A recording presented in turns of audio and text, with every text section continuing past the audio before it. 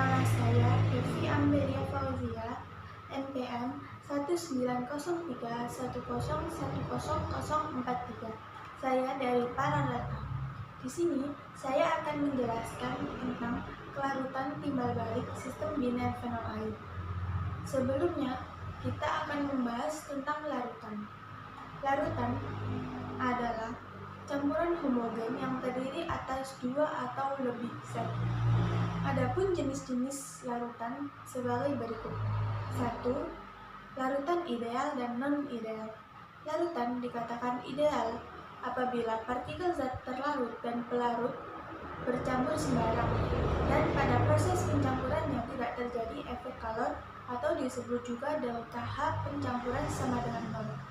Dan secara umum, larutan ideal memenuhi hukum Raoult. Hukum Raoult menyatakan bahwa pada suhu dan tekanan tertentu, tekanan uap parsial komponen A dalam campuran sama dengan hasil kali tekanan uap komponen A dan fraksi molnya. Dan rumusnya dapat ditulis di bawah ini. Dan dapat diketahui bahwa PA adalah tekanan uap parsial komponen A dan PA murni adalah tekanan uap komponen A dan XA adalah fraksi molnya. Sedangkan tekanan totalnya dapat dirumuskan sebagai berikut. Tekanan total dapat diartikan sebagai hasil penjumlahan tekanan uap parsial dari berbagai komponen. Larutan non-ideal adalah larutan yang tidak memenuhi hukum Raoult. Artinya, pada proses pencampuran terjadi efek kalor atau yang disebut juga dengan delta H campuran tidak sama dengan nol. Larutan ideal dan non-ideal dapat digambarkan dengan grafik sebagai berikut. Kedua adalah larutan elektrolit dan non-elektrolit. Larutan elektrolit adalah larutan yang memiliki daya hantar listrik. Larutan elektrolit terbagi menjadi dua, yaitu larutan elektrolit kuat dan larutan elektrolit lemah. Larutan elektrolit kuat adalah larutan yang dapat menghantarkan arus listrik dengan kuat, yakni derajat ionisasinya sama dengan 1. Sedangkan larutan elektrolit lemah adalah larutan yang dapat menghantarkan arus listrik secara lemah, yakni derajat ionisasinya terletak antara 0 dan 1. Sedangkan larutan non-elektrolit adalah larutan yang tidak dapat menghantarkan arus listrik. Ketiga, ada larutan tak jenuh, dan lewat jenuh. Larutan tak jenuh adalah larutan yang memiliki zat terlarut dengan konsentrasi yang lebih kecil daripada larutan jenuh. Sedangkan larutan jenuh adalah larutan yang di dalamnya terdapat zat terlarut yang berada dalam titik kesetimbangan pada zat yang tidak terlarut. Sedangkan larutan lewat jenuh adalah larutan yang memiliki zat terlarut yang komposisinya lebih besar daripada larutan jenuh. Kemudian kita akan membahas tentang kelarutan. Kelarutan merupakan kemampuan dari suatu zat kimia tertentu, zat terlarut, yang dapat larut dalam suatu zat pelarut. Zat terlarut disebut juga dengan solid, dan zat pelarut disebut juga dengan solvent. Pada umumnya, pelarut adalah berupa cairan, baik itu zat murni ataupun campuran. Sebagai contohnya, kita akan melarutkan gula dalam air. Di sini terdapat gula, dan ini adalah air. Gula berperan sebagai zat terlarut atau solut, dan air berperan sebagai zat pelarut atau solvent. Kemudian, kita akan membahas tentang kelarutan timbal balik. Kelarutan timbal balik adalah kelarutan dari suatu larutan yang bercampur sebagian apabila di bawah temperatur kritis. Dan ketika mencapai temperatur kritis, larutan akan bercampur secara homogen. Campuran homogen adalah campuran yang tidak bisa dibedakan antara zat terlarut dan pelarutnya. Dan ketika temperatur di atas temperatur kritis, maka larutan akan kembali ke kondisi yaitu bercampur sebagian. lebih mudahnya, kita akan memberi contoh, yaitu disajikan sebuah tabel sebagai berikut. Tabel tersebut, jika digambarkan dengan grafik, akan membentuk grafik sebagai berikut.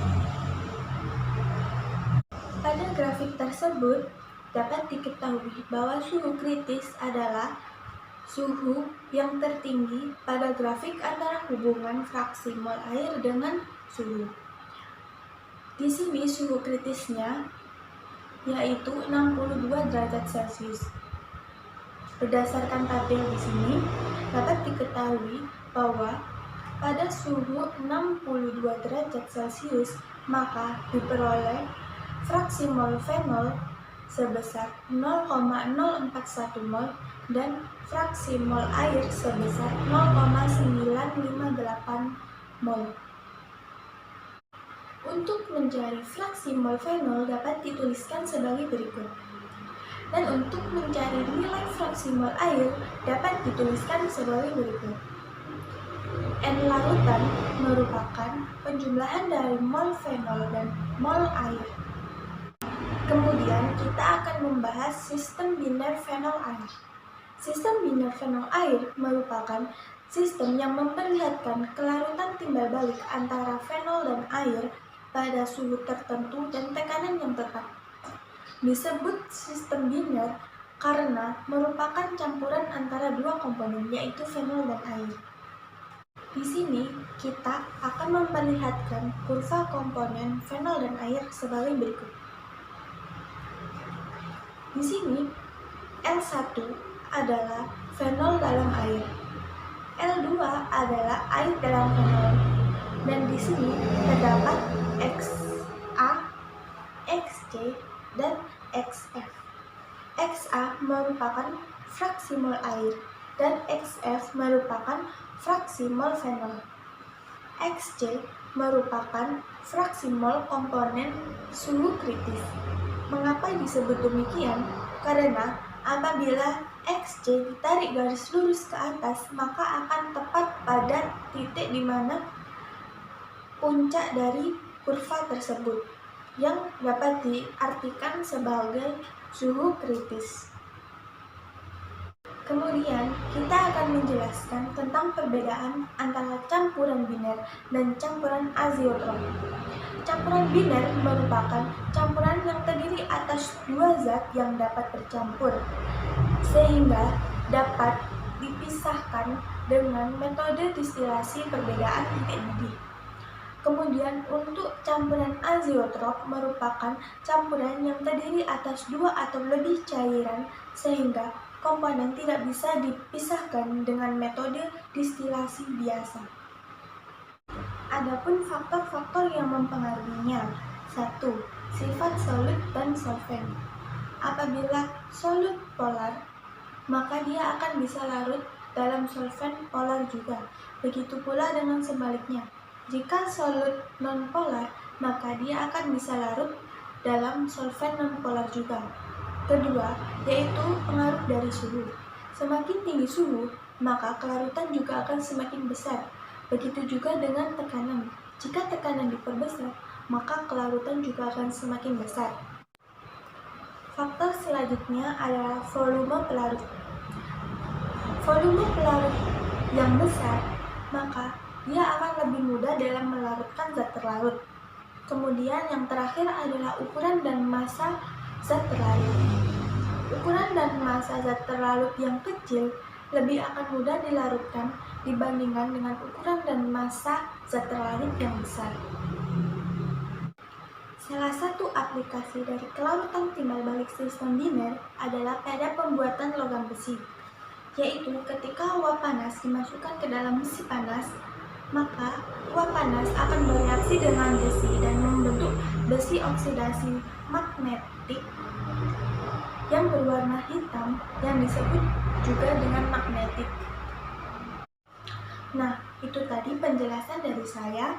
Kurang lebihnya saya mohon maaf. Wassalamualaikum warahmatullahi wabarakatuh.